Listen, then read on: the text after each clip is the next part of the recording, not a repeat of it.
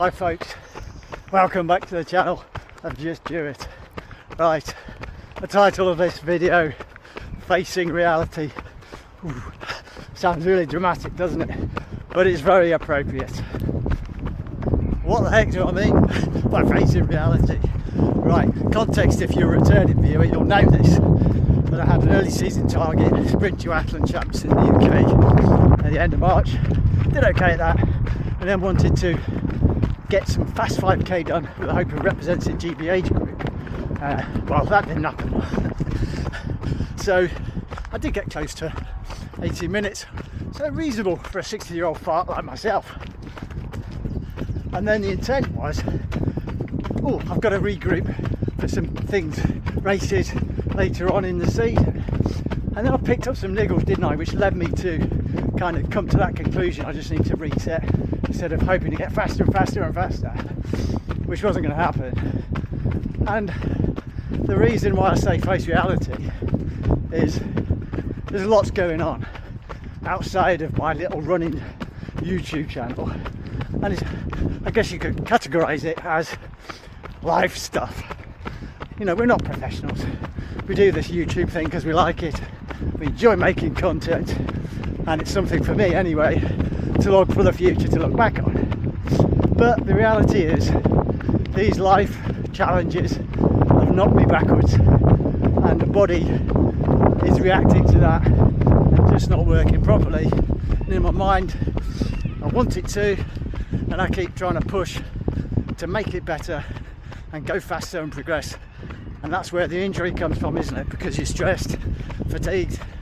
So when I say face reality, I've got to do the training for my mental health, I think, but it's got to be appropriate and just basically tick over until things start to pick up and life becomes a bit more normal. So ticking over is actually quite hard for me. I like to train hard, I like to feel like I train hard, and my whole kind of plan and outlook is based on short, intense training, and anything sort of too much low-end endurance, especially with the running, it kind of fits into the junk training category. But right now I've got to dial back that intensity and just do enough to tick over, so when the time comes I can pick up the intensity and start to maybe get back into some decent shape. Because once you stop totally, your body unwinds, the springs uncoil, and it's very difficult to get back. So with all that explained, what am I doing today? It's a tick over session, of course, but it's going to tick the box as well as tick over, because it is a run, bike and conditioning session. So I've just done 20-minute warm up on the bike, a few activation mobility exercises, and now what turned out to be like a 3k easy kind of warm up run with a few pickups and strides, and then I'll do a tick over conditioning. I think conditioning is vitally important. I would get to the gym and do some compound lifts, but I can't get there today, so I'm going to have to improvise at home, but at least it's ticking over and maintaining the consistency.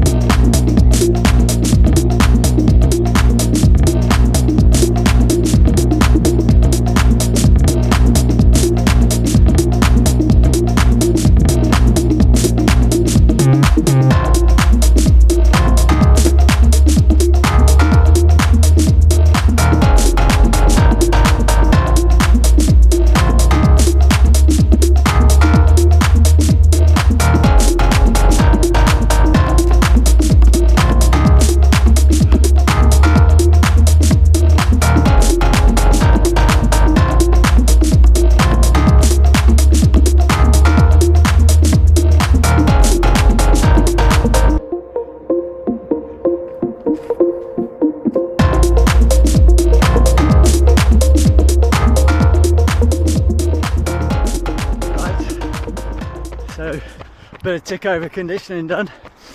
I say tick over, the legs are a bit wobbly actually, so I'm just going to try and do a few strides up and down this slight incline, so I get some going downhill and some strides going uphill, which I think is a good dynamic for leg speed. Always a big believer in that.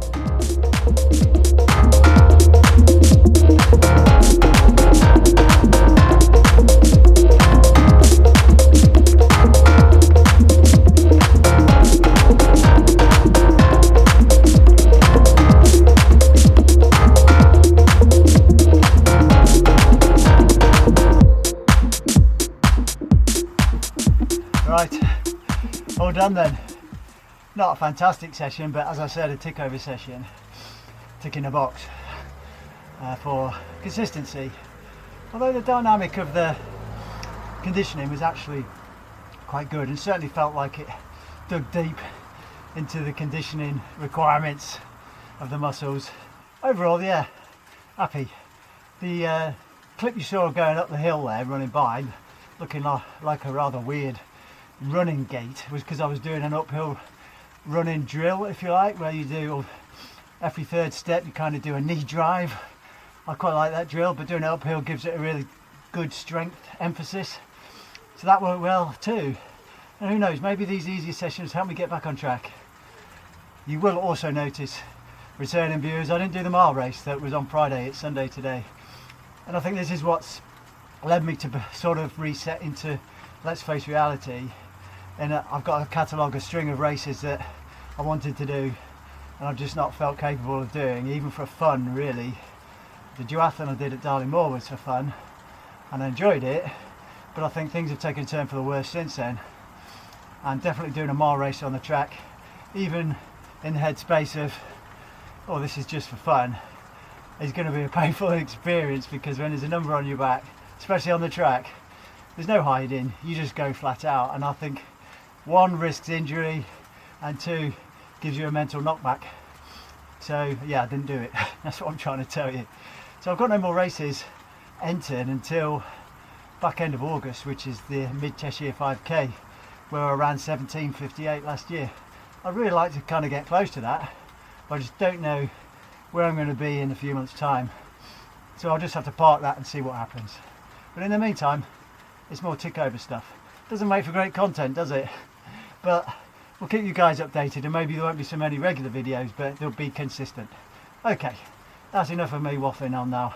Time to get in, get some recovery, get some protein down my neck, and get the benefits from that conditioning. See you in the next video. How do you do